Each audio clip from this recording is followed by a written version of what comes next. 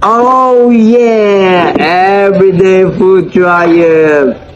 3 days after ng incident, walang ligo, walang nilamos, direksyon ng kumain para makainom ng gamot. Ang tinatawag na apanapan in Bisaya, kangkong, nagpapalakas ng ating katawan at kasiglahan. Itong talong, nagbibigay din ito ng magandang kagandahan ng iyong mukha. Mukha. Sigurado ka? At itong gulay na tinatawag na EBL, baboy, langka, kadyos, at may malunggay na masarap na nagbibigay lakas. At itong gulay, maraming masustansyang makukuha natin dito.